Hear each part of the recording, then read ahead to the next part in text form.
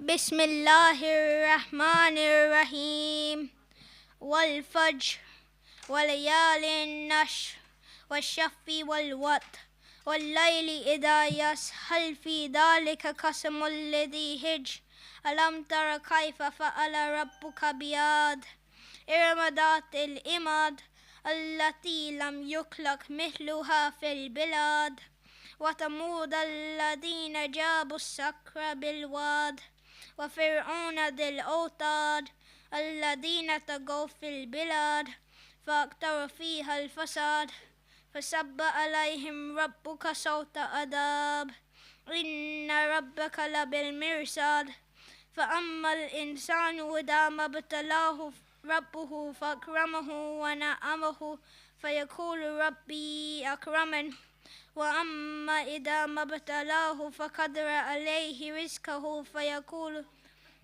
ربي يهانن كلا بل لا تكرمون اليتيم ولا تحاضون على طعام المسكين وتأكلون التراث أكلا لما وتحبون المال حبا جما كلا إذا دكت الأرض دكا دكا وجاء ربك والملك صفا صفا وجيء يومئذ بجهنم يومئذ يتذكر الإنسان وأنى له الذكرى يقول يا ليتني قدمت لحياتي فيومئذ لا يعذب عذابه أحد ولا يوثق وثاقه أحد يا أيتها النفس المطمئنة ارجعي إلى ربك راضية مرضية فادخلي في عبادي وادخلي جنتي صلوات.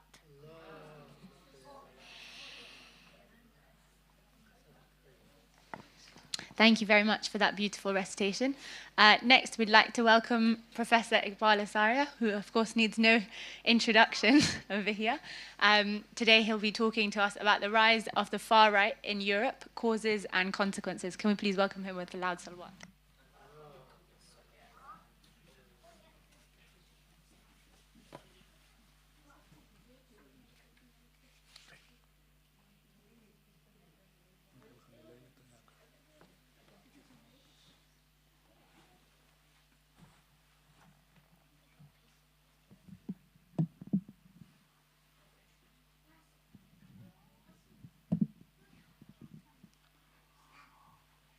أعوذ بالله من الشيطان الرجيم بسم الله الرحمن الرحيم رب اشرح لي صدري ويسر لي أمري واحلل عقدة من لساني يفقهوا قولي.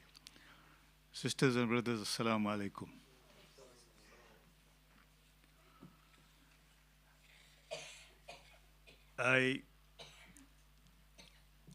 Of course, I am doing my lecture about 2 weeks earlier than it was planned because somebody couldn't make it. So Migdad knows always that he can just phone me and say, can you please do it? So I had to rush it up. But the topic which we want to address today, in my view, probably is going to be the most important subject for the Muslim community over the next 20 years in Europe.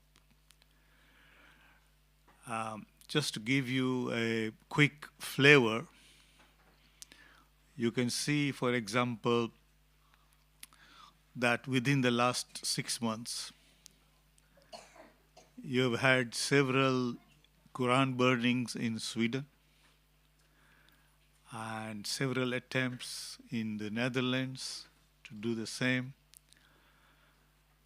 You have had a lot of anti-Muslim sentiment in France and Germany, Switzerland.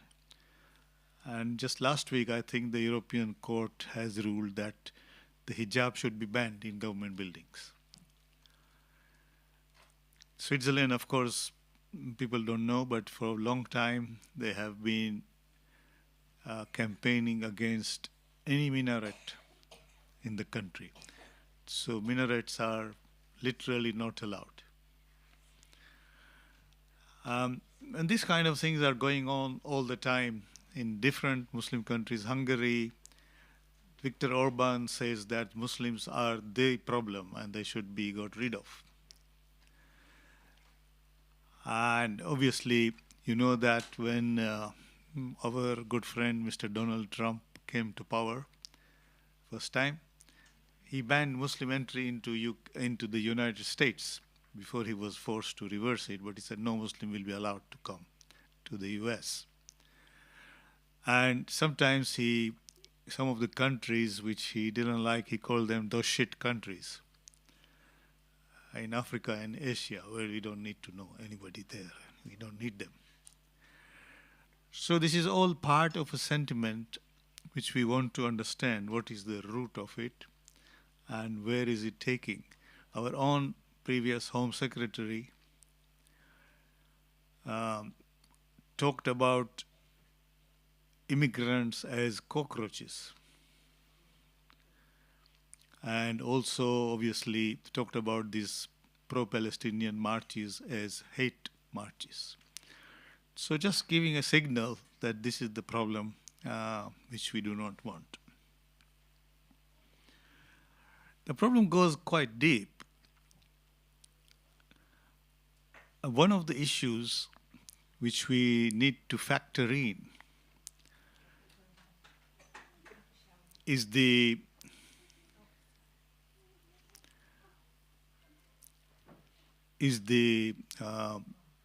one of the issues we need to factor in is the idea that we have done nothing wrong. You can see, for example, from the controversy over the Elgin marbles, I mean, they were stolen from Greece. There is nothing to deny that. Now to return them there is a big issue. Because that means we admitted that we stolen them. Of course you stolen them. The Black Lives Matter debate started to pose that, look, we cannot have slave traders and all these kinds of people as our champions. And in Bristol, obviously, that statue was pulled down. So many colleges, universities had to change names of things. Our own university, it was called the Cass Business School, which was quite handsomely endowed by Sir John Cass, who was a slave trader, so had to change its name to Bayes Business School. Others in Oxford and other places could not bring themselves to change. For example, in Oxford, there is a Rhodes College. Now, those of you who don't know, Cecil Rhodes was one of the most obnoxious white colonizers in Southern Africa. So I wanted to remove his name. I'm still going on and on and on, and they're saying, no, but he did good work and this and that and all kinds of stuff. So the idea of not admitting that you have done anything wrong, because you are superior people, you can't do anything wrong. What most of us don't know, for example, there was a controversy about Patrice Lumumba. Patrice Lumumba was one of the first leaders in Congo at that time. And he was killed in an air crash, which is now slowly coming out that it was a deliberately engineered air crash by France. And one of the things from his body which was preserved was one of his tooth, which was golden. It was taken to Belgium. Recently, it took years of negotiations for them to return that tooth back to his family in Congo. But there is worse. There are exhibits here which you can see where when they went to countries like Australia and they liked the Maoris and their headgear, they used to kill those people and bring the headgear here embalm it, and put it in a museum. If those relatives come and ask that, you killed my grandfather or great-grandfather just because you wanted the headgear, what is your problem? Do you admit that this is wrong? No, we can't. We haven't done anything wrong. And so just to round up this first part, the recent vote in Australia, just before these latest developments in Gaza and Palestine, there was a vote in the parliament to say that we should give proper rights to the original people of Australia. You know, when the whites came, they were more or less wiped out. There are a few remaining. And they said, no. The voting was against it. They said, no, we can't. Can you imagine? I think the same thing will happen if today in America we take a vote that we should give the country back to the native people. What they call the Red Indians, you know, even that is a stupid kind of name to put on them. But it belongs to them, so can we give them this back, or shall we vote for it, or shall we behave ourselves against them at least? So it means that this kind of attitudes are there, which can translate into, obviously, the first thing is racism, that we are superior to them. We are better people than them. And therefore, we can't be told to do anything. And as I showed, country after country after country in Europe today, Sweden, Denmark, Netherlands, Hungary, Poland, France, Germany, all of them are exhibiting extreme signs of racism, movement towards the far right, and slowly that movement towards the far right translates into Islamophobia. For example, in the last election in France, there was a candidate called Eric Zemmour. He's an Algerian Jew. He was standing for the far right. And he said, we should ban the use of the name Muhammad for all our French children. They shouldn't have used the name Muhammad. Marine Le Pen, who is the original, of course, far right, was a little bit more careful, but same sentiment. And obviously hijab, burkini, all kinds of stuff. They also were going for halal meat. Why should we have halal meat in this country? We can't buy halal meat. It is not good for us, and so on and so forth. So overall, country after country after country has got this huge underlying current of racism, which begins to translate into Islamophobia. Like in this country, both parties, and particularly the conservatives, are nasty. There is nothing to save them, really. And at the moment, they got idiots in power. There is not a single person who has got any sense in him, unfortunately. And Labour is following the same pattern. They also want to bring these idiots who want to ply on. For example, just look at the immigration debate, right? When they came to power 13 years ago, they said we will reduce immigration to tens of thousands.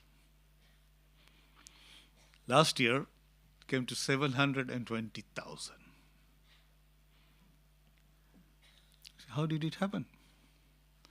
Oh, we don't know. Maybe there's Ukraine, from Hong Kong, from students, from workers.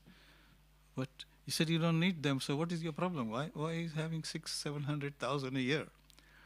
This is the policy. You announce one thing and you do something else. For example, taxation. This government has been saying that we want to reduce taxation. At the moment, taxation is the highest it has ever been in this country. So under the radar, things are going on. They try to deceive the people on this. So if you look at all these things, you see that an atmosphere is building up. Unfortunately, now it is across Europe.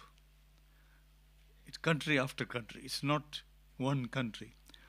Everywhere, the center-right, which we used to call like conservative equivalent here, they fear from people like Nigel Farage and things, so they are moving in that direction. And the center-left also is moving towards that. So everybody has become neo-fascists. They don't care. And the target, indirectly, has become Muslims. Where did we start? We started when we started engaging with the government long ago. And Mikdad will remember, we had this nice terminology called multiculturalism. Multiculturalism shows that we have a number of cultures in this country, and we should treat all of them equally. And so we should respect them and encourage them and develop their cultures as long as they are honest and loyal citizens, that's all. Slowly, one day, Mr. Cameron came back from a Munich conference, and he said, we now need muscular multiculturalism, which means we should force these people to give up some parts of their culture, which are not in line with the British value structure. And so on and so on, and slowly everything begins to go down.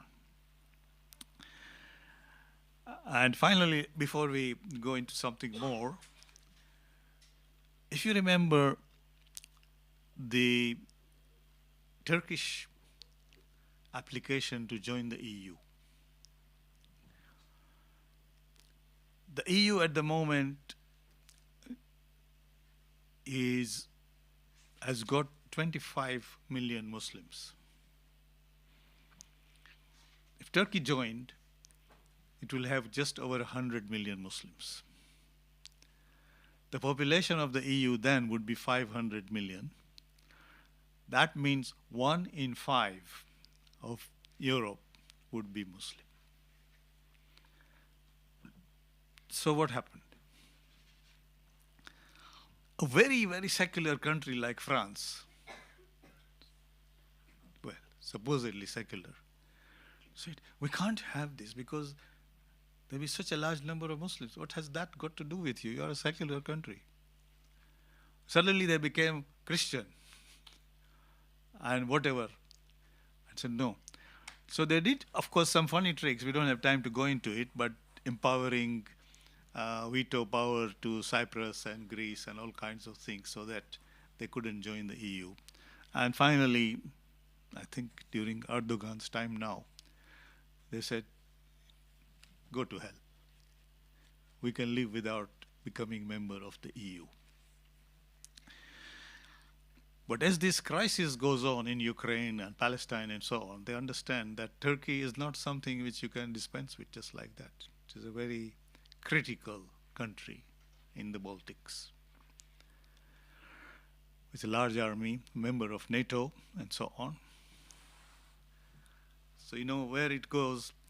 Sweden applied to join NATO. And for joining NATO, you need unanimous agreement of all the existing members. At the same time, the Swedish allowed their people to go and burn the Quran in front of the Turkish embassy in Stockholm. They said this is freedom of expression. So the Turks said, fine. We'll veto your application, all right? So Sweden now is in the business of changing their law to see that this kind of thing will not allow. What happens in Denmark? Burning over burning. But last week, they woke up and they said that we are bringing a law which will not allow burning of the Quran. Just while this is going on, in Netherlands, you have an earthquake. This man, Geert Wilders, who is a far-right extremist, anti-Muslim, and so on. I think 10, 15 years ago, he was literally banned from coming here. He wanted to visit here and join this Tommy Robinson and all these guys. He was not allowed to come here because they said his views are very Islamic, anti-Islamic. 2 weeks ago, his party became the largest party in the elections. So it's possible that he might become the Prime Minister of Netherlands. Then shall we say to him, don't come here, Prime Minister of Netherlands? The same thing happened to Modi. Modi was, well, allegedly involved in the riots in Gujarat, where a large number of Muslims were killed. So Modi was banned from coming here and the United States. Well, indirectly they told him, don't come, we won't give you visa. And Modi went on and he became the Prime Minister of India. And suddenly we started to welcome him, have a gala in Wembley Stadium, and in America the same thing, so we forgot all that stuff, yeah? So this is common. But Geert Wilders is a bigger thing, because if he becomes Prime Minister of Netherlands, I mean the other parties are trying to keep him out.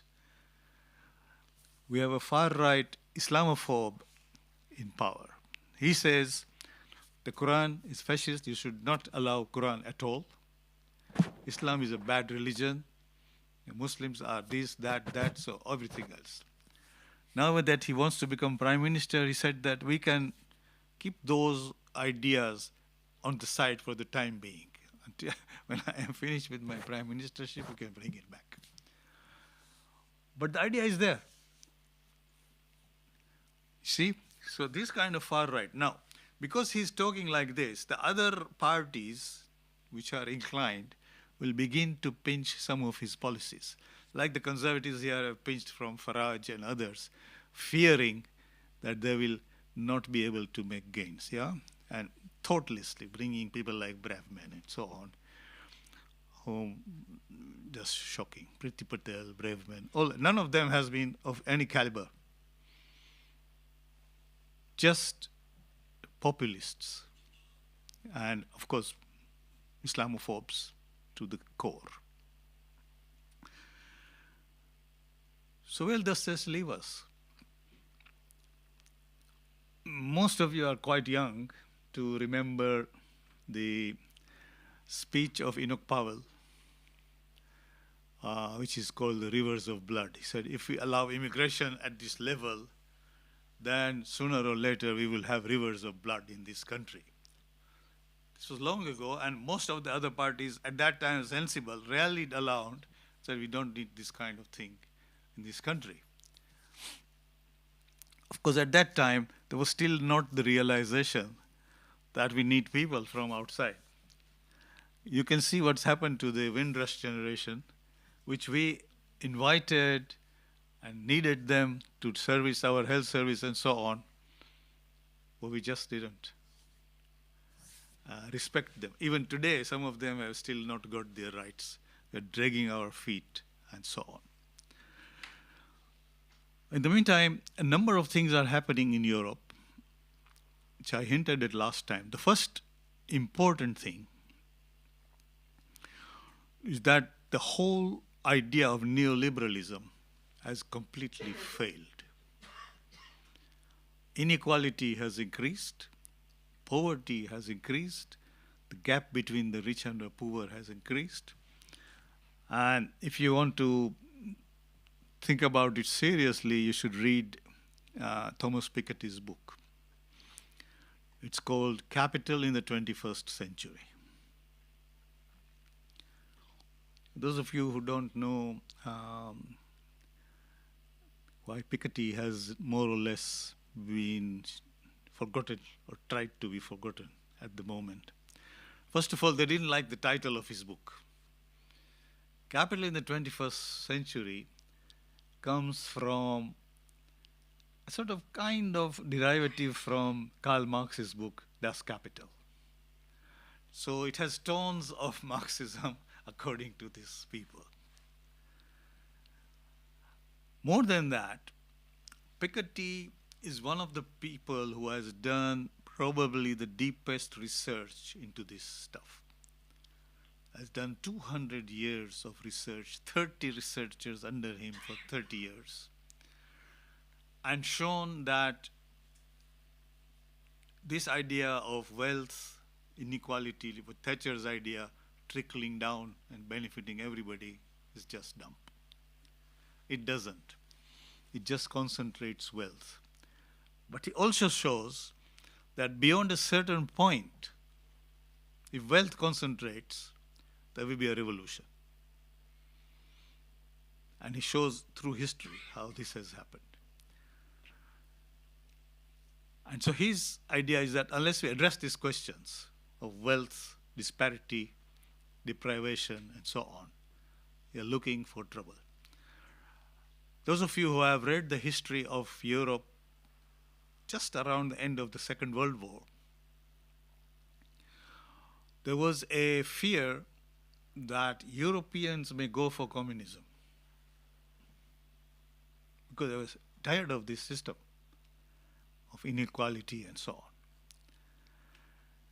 on. And intelligently, I think, at that time, they brought in the welfare state, which means even the poorest had the basic necessity of life. It didn't come voluntarily. It came out of that very big pressure.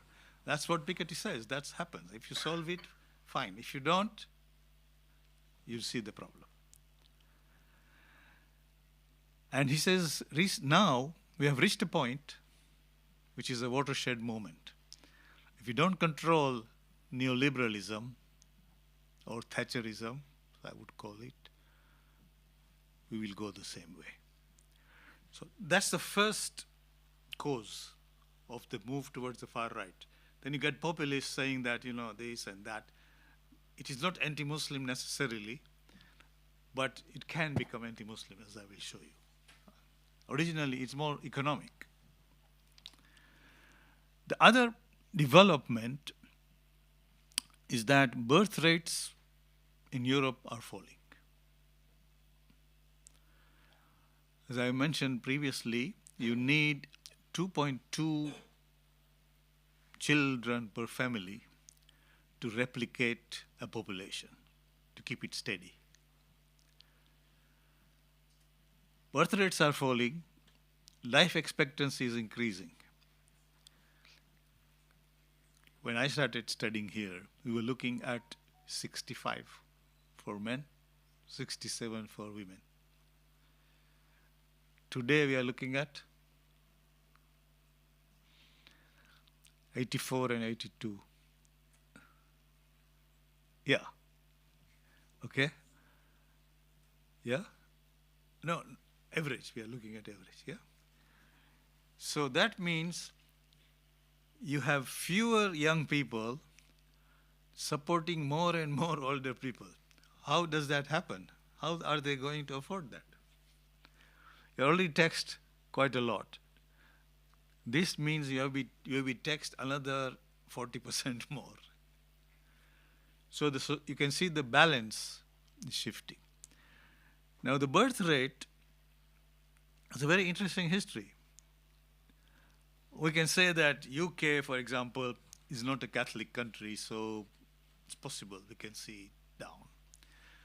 But Northern Europe, which is mostly Catholic, is also seeing a fall in the birth rates dramatically. And now the average birth rate in Europe is 1.5, not 2.2, which is needed even without the life expectancy change. So initially, Sweden and others, they started to say, we need to help women to have more children. They started to give all kinds of incentives and so on. It doesn't make any difference. Same idea now in Italy by these Giorgia Meloni and Viktor Orban in Hungary. We need to have our own people, so we need to have our women having more children. Please, please, please. Italy is a Catholic country, and the birth rate is going to nuts. In that sense, in that way, if you look at the calculations of the OECD, Organization of Economic Development and Cooperation and Development, they estimate that at this rate, Europe will need 30 to 50 million young people in the next 30 years, more. Where will they come from? It's not like 1 million, 100,000, 50 million. Where will they come from?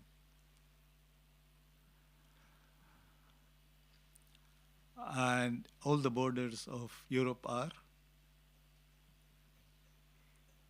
without exception, Muslim. That will be the nearest place they could come from. Or the other alternative would be you admit Turkey and they stay in Turkey and work and contribute to what you want to do. But they didn't want that. So now the question is, and there is a beautiful article about a week ago by a journalist called Nasrim Malik, she is Sudanese. She says that the situation is changed now.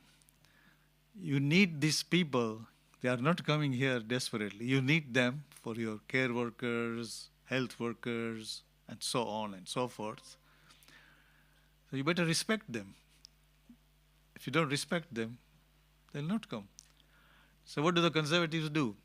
In a panic, they say, no, we won't allow them to bring their dependents. We won't allow them to bring this, that. We will increase the level they should have income before they come, so that we want to reduce the 700 to 300. They're joking. The whole system will collapse. Unfortunately, these are also the jobs which AI, artificial intelligence, ChatGPT, all these newfangled things cannot do anything about. Those of you who have looked after elderly people, you know that no machine or robot can do that, right? So, here is a question. We need people, and we don't want them. And we don't want to respect them, their culture, their ideas. The second issue, for the UK especially, is the huge dependence on students, foreign students. Until 3 years ago, we had hundreds of thousands of Chinese students. Now we suddenly feel that this is a security risk. So we should start dropping Chinese students. So Indians, Nigerians. And the normal system was that you get a 2-year visa, you get dependents coming, and then after that you get a job and so on and so forth. So people feel it's worth paying 2-3 times the fees of local students to come here, right? And a lot of universities just survive on overseas students. One of the issues they have addressed now, well, they panic. In their panic, they started to limit students. Chinese for security reasons, Indians and others, they don't allow their families, their visa structure, and so on to persist.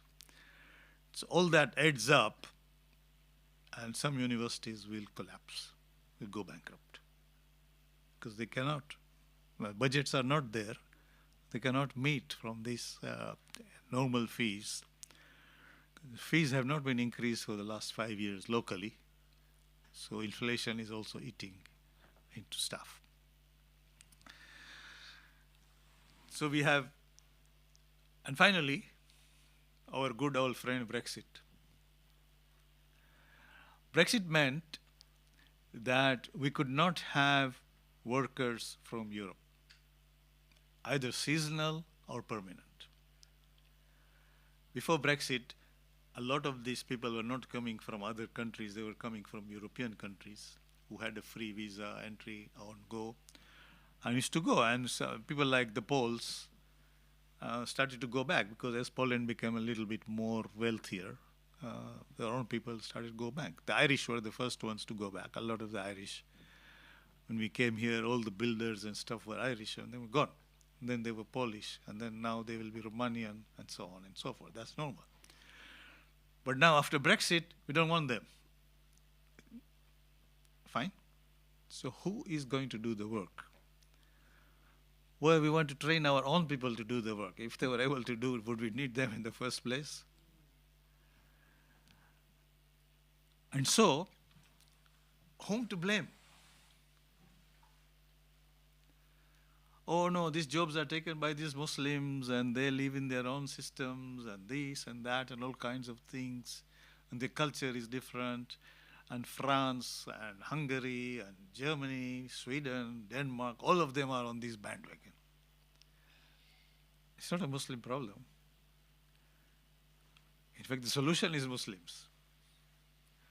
So unless they start to get an idea how to behave themselves with Muslims, they're looking at huge trouble and conflict.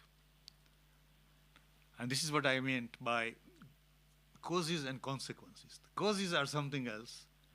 Consequences are slowly coming onto us. Can you imagine tomorrow if Farage wins the election? Okay, so that's what happened in Netherlands. And when Brexit was being opposed by these people, they had these posters and lorries and things showing that if we stay in Europe, we will be drowned by these 100 million Turks and God knows what and what, all kinds of things. It's just ridiculous ideas. But that's what happens to the far right. So I think there are lots and lots of other things I could tell you. The last thing is that there are symbols like hijab in France, which is a no, no, no, no, no. Minarets in Switzerland. And the Quran in Sweden, other places where they want to burn. None of this is generally worrisome to the Muslims, but the attitude shows what is the problem, right? Let's end with saying that in Spain, when the Catholics started to move against the Muslims and the Jews, they went through the Inquisition and then they started to target Muslims. Either they gave them a choice, either we expel you, kill you, or you give up Islam. What was the sign they asked for to giving up Islam? They said, when you come out of the house, you must swear at the Prophet and eat pork. If you even go to Spain, even today, Andalusia, which was quite a lot of it was Muslim, every restaurant you see a whole carcass of a pig hanging on top of the table, right? And before, a long time ago when I went first time, even a vegetarian salad or something used to have pork toppings on top of it. This is a culture they had developed to encourage, to discourage Muslims from practicing. Muslims, to their credit, those who had no choice, they dug wells in their houses and built ledges and started to educate their children in Quran and religion in those wells, so nobody would know. It's only later they found out that these people never became Christians. They were always Muslims, and they memorized the Quran, they did all this. And there's a whole sector of them which is now called Moriscos. A lot of them went to South America and so on. Okay. So I think even in this situation, especially as now our both parties are really not interested. In fact, when some MPs Labour MPs and councillors voted against their own party for not supporting a ceasefire. They say these are just like, pollen from a tree. It doesn't make any difference to the party. 200 councillors and I think 10 shadow cabinet members and others. Fine. So Muslims will have to develop a strategy to stop this far right from making them targets. Luckily, we have numbers on our sides. They need people. And without Muslims, they cannot make up that number. Assalamu alaikum. Salawat.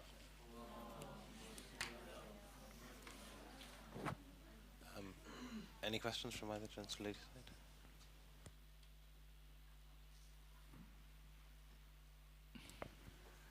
Assalamu alaikum, Iqbal uncle, and thank you for that insightful talk. When I saw the topic, I thought I'd come because it's something that has been concerning me for some time, is this increase in right-wing populism across Europe and the risk that it will come across the channel as well, which it, as you made reference, partly coming. And it's a battle that, as you know, I have within my own party as well. Thankfully, it's still in the minority, but it's certainly something that is troubling me as much as anyone else here.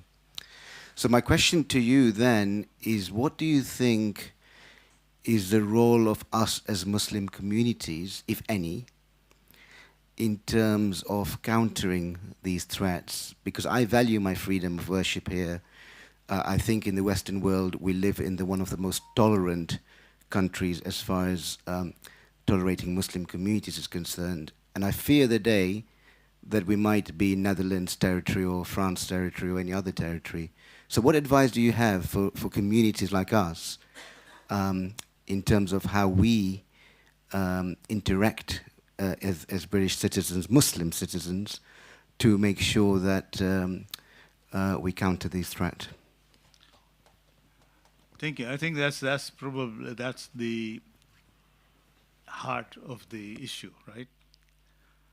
That yes, especially in the United Kingdom, we are probably lucky to live in an environment where relatively we are much better off than France or even Germany, Italy, definitely, Sweden, Poland, all of these places, sure. What concerns me is that this is getting worse. Now, the issue is that other interests which are opposed to us don't work like that. They have formed policy think tanks which do a lot of work and feed into these people who then use them as their own work. So you have policy exchange kind of outfits and 5 or 6 others here which I can name. We haven't done that work. If we did that work and showed and fed it into you, you understand, we feed it into you, we don't say what you do, but still in your mind you have some ammunition. For example, we have worked for now 15, 20 years, I think, for having a Muslim question in the census. Before there was no Muslim question, so we didn't know what is the situation of Muslims, right? 2010 was the first time, 2011, where the Muslim question was there. And then this is the second 10 year where the Muslim question. So we can now do comparative work on deprivation, education, etc., both by ethnicity and by religion and so on. Obviously, the religious question is voluntary. Unfortunately, now that I think the powers that be see what is the power of this, they're talking about discontinuing the census. So one of the things which people like, people who are working say, no, we can't, we need that, because the only thing which definitively shows us what's happening. We can see, for example, the age profile, education profile, all kinds of things of Muslims versus non-Muslims, etc., and same levels of income and so on. Very, very important data. But if they discontinue, then we are lost on that. 20 years of analysis, I think the Muslim Council of Britain is just about to publish the kind of analysis of the second round of this census. So it's this kind of work which we need to do on several levels, right? For example, during this crisis now, during the autumn statement, the Chancellor announced that they will be giving 7 million, I think, pounds to the Community Securities Trust to educate people about anti-Semitism. So fine. Why can't they give 10 million to Muslims to educate people about Islamophobia? They haven't. They're talking, but they haven't.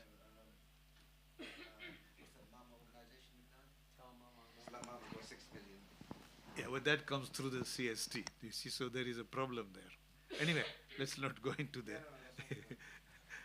But also, the bigger thing is that people have put forward to them a definition of Islamophobia. And the parties, especially the Conservative Party, has been backpedaling, saying yes, no, we don't want. They haven't adopted a definition. So anyway, that's fine. These kind of issues, if we get them done, they're not headline issues, but the impact over time going to be quite. And so we need to identify 5, 10 issues like this and say, let's work on this. There is no time here to say we need 100 MPs in Parliament. That is not going to happen tomorrow, and that's not going to change the thing. What's going to change is that I can give 50 MPs here our ideas on Islamophobia. Can you look at it? Have you have a problem? Talk about it. So it doesn't have to be Muslims. In fact, it is better to have non-Muslims talking about this and seeing what is the need. The question at the heart of it, we need to get across this idea that now the community is a needed community. It's not a desperate community wanting to come here. Please get your head around it and get moving. Assalamu alaikum. Iqbal, there's so much knowledge you have, and mashallah, God has gifted you in getting so much knowledge, and we thank you for that. Now my question is that I know you said there's extremists like in Italy, that what's his name, Gilder or something. They're all anti-Muslims, yeah? In Italy? Italy and the other Netherlands guy and Viktor Orban in Hungary. Yeah, they're all anti-Muslims, right? They've got a very big, strong voice in their parliament and they win elections. Now, everybody knows Muslim community is disunited. We fight amongst ourselves. Now, which leader, which person will come up and say, right, we're united. We can fight this war of racism. We can fight this discrimination, you know? Do you think it will ever happen that we Muslims will come together and there'll be one leader, two leaders, to say yes, whether it's Sunni, Shia, Sufism, whatever, Wahhabis will come as one and will stand up to these people? Because there are many Muslim people who are care workers. They work lousy jobs, you know, unhealthy hours. Some of them talk to me because I look after my mum. The conditions aren't that good. You know, it doesn't meet the health and safety requirements at all. But because they don't know English and they're scared and they're loyal to the British government, they don't want to take legal action. So my question is, when do you think, or do you think, the Muslim people are coming together with all this, you know, anti-Islamism and all this racism being up and people getting, you know, like bullied, or you're Muslim like little children? Do you think there'll be one leader? Is there a leader in anywhere, France or here, where we can come together? You know, like Rishi Sunak, I know in Hindu community is very united. Yeah, it's more united in these things. But when is Muslim community going to come up and be united and say, yes, we really, really want to make an impact and we're going to fight for this because we do good work and we are good people. There are many good people within our community. Do you think there will be a chance? I think, I don't think it is good to have one leader, right? No, can be several. Yeah, there will be several. I think The idea will be to bring people together on particular issues. All right? Idea will be to bring people together on particular issues. So we unite on an issue, right? For example, at the moment, we unite that we need a ceasefire in Palestine, okay? Whichever leader, whoever it is, that's different. And there will be lots of other issues coming, which we can. But in order to push those issues, we need to do the research before the think tanks and so on, so lots more people are aware of what we are doing, right? At the moment, nothing. I go to my MP and I say, do this and that, and he say, okay, fine. I don't have anything to give to him. I don't have anything to show to him or her what should be done. Of course. Oh, no. They have done a lot more work than us. They've also found some allies in different other vested interests. But we are more than them. We are much more than them here. So it's possible to do more. Assalamu alaikum, Iqbal. So some people have mentioned MCB. How long has MCB in existence while we're in the UK? 25 years. And in that 25 years, you are saying to me that we have not got a single voice person to speak for the Muslim community about what the justice means. Has the MBC said anything about what's happening at the moment? Have they made an official statement? Yeah, of course, go to their website. I've not heard anything in the media. No.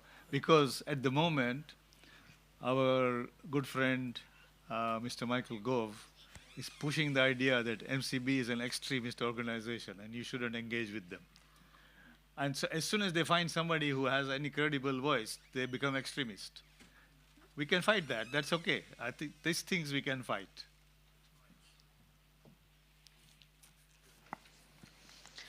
Assalamu alaikum. Thank you, Professor, for your talk. I have two questions, if that's okay. The first one is, there is a small group of Muslims in our community who now feel that life in the UK is untenable for various reasons. The encroachment on personal freedoms, free speech, the culture that they feel is against their personal values. What do you say to that? And the second question is,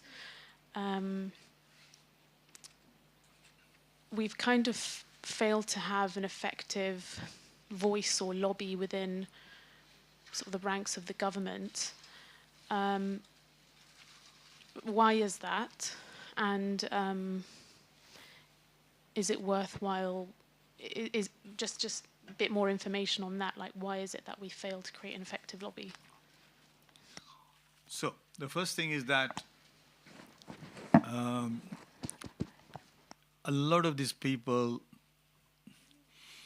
should be sent for a holiday in France or Italy or so on, come back with real life experience of what is happening, okay? I mean, we have French sisters from France coming, and they told me, Iqbal uncle, you cannot believe how free we feel in the UK compared to Paris or wherever they're coming from, okay? We haven't got the reverse, so we need to have experience. Secondly, yes, you can up and go, but where?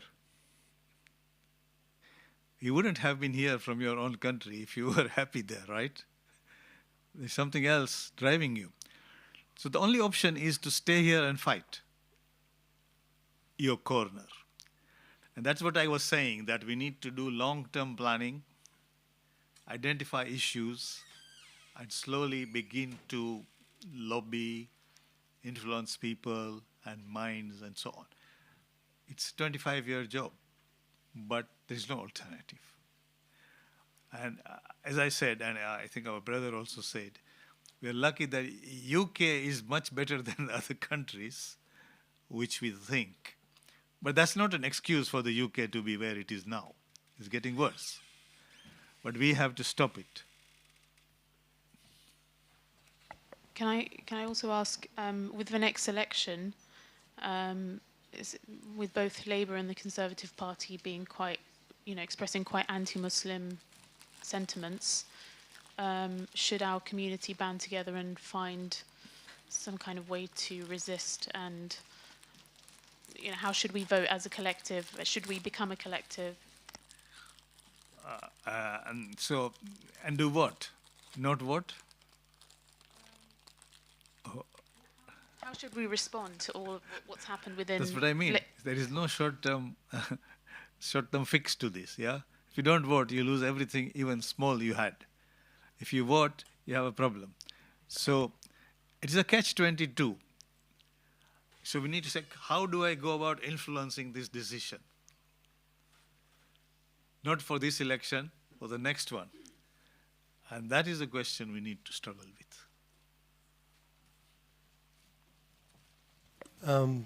So maybe answering her question, it might be, for example, that in the next election, most of the Muslim community goes away from Labour. Where? Be it whether liberal or conservative, doesn't matter. Basically, just to, if that happens across the board, the message will then go to the Labour Party that what you have done this time is now hitting you in your face. It might be they might lose the election and we might suffer for that, but maybe that might be a way of doing it. Might bring conservatives for another 5 years, yeah? Well, so what I'm saying is that we have got to suffer I know. for there to be anything. I know what you're saying. So it is going to happen anyway, whether we like it or not, that the kind of automatic majority Muslim vote for Labour is not going to be there. Whether that vote is going to the Conservatives or Lib Dems or Greens or whatever, I don't know. But if an alternative like Greens were to have 10, 12 MPs, that could make a difference, right? Lib Dems, I don't know, after they betrayed with this coalition with Cameroon, I don't have much faith in them. But yeah, it's going to happen anyway. I think the worst thing which will happen is the Muslims will not vote at all. They say, to hell with all of you. So we should encourage them to vote, but tactically, right? Yeah. Tactically, right? Yeah. Sorry? You.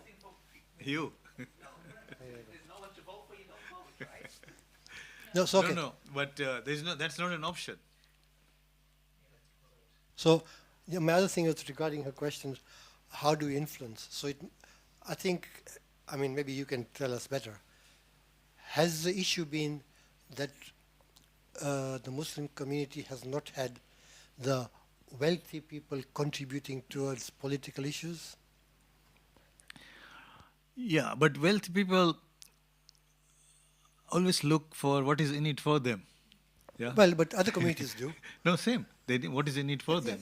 Yeah. So we need to give them something in it for them. Say, we will do this or that, and they will. And I think which we are looking at, talking to a number of people, they're quite willing, but we have to be serious about what we will deliver. Assalamu alaikum. Assalamu alaikum. Jazakallah khair for a very informative talk. I have a few questions. I'm not sure if they're still relevant, but the Quilliam Foundation, run by an extremist, barely Muslim, and also had Tommy Robinson from the EDL. And it's quite shocking that the government would use them as their think tank to represent Muslims. How did something like that happen? How was it even allowed that these are the people that are advising them on Muslims? You see, you are assuming that the government is sincere.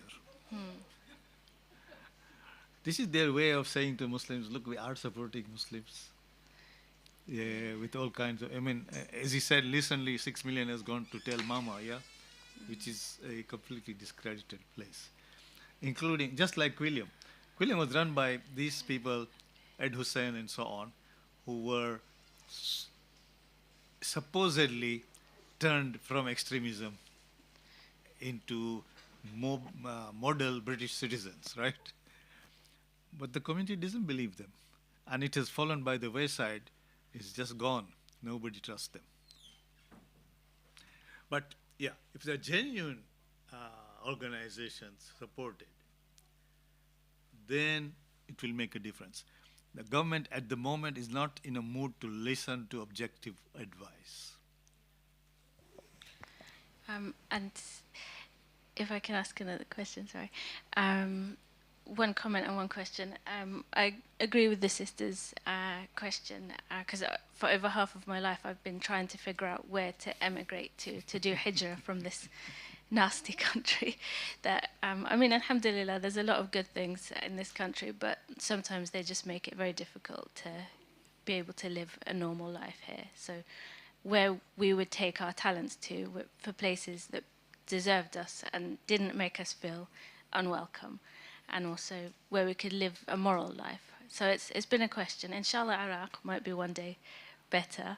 Yeah, well, I am told by people whom I know very well that the only country where you wouldn't face racism as Muslims is Iraq. Iraq. I know Iran is a very racist country, completely, okay? So he said, look, with all its problems, it's Iraq.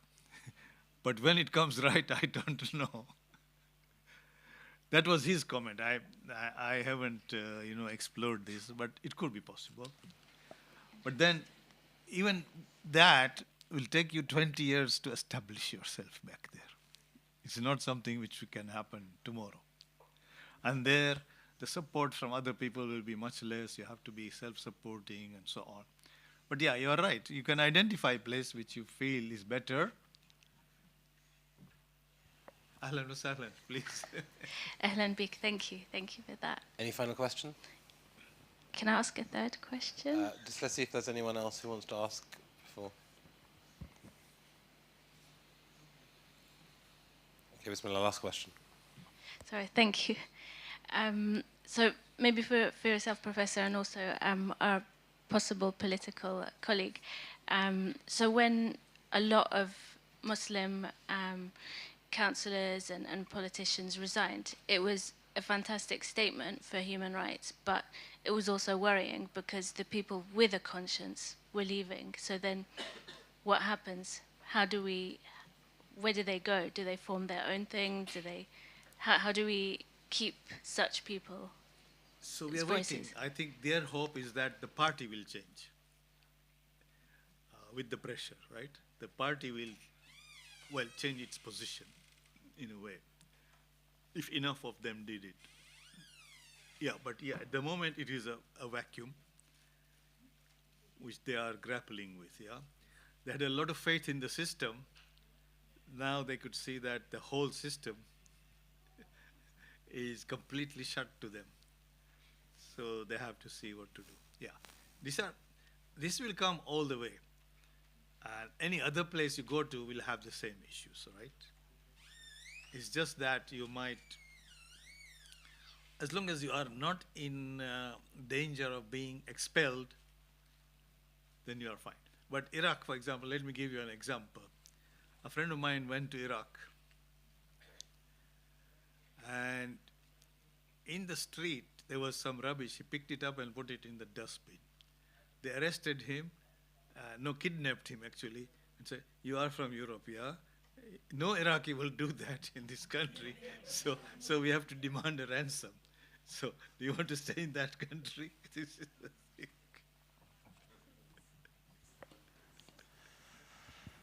Okay, I think we'll end there. Thank you very much. Salawat ala Muhammad wa ala Muhammad.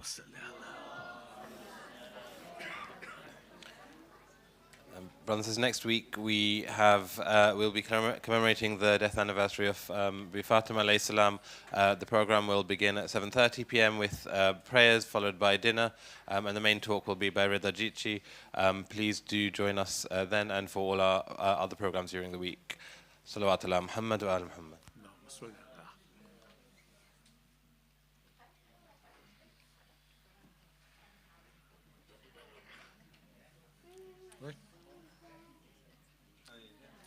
Job done.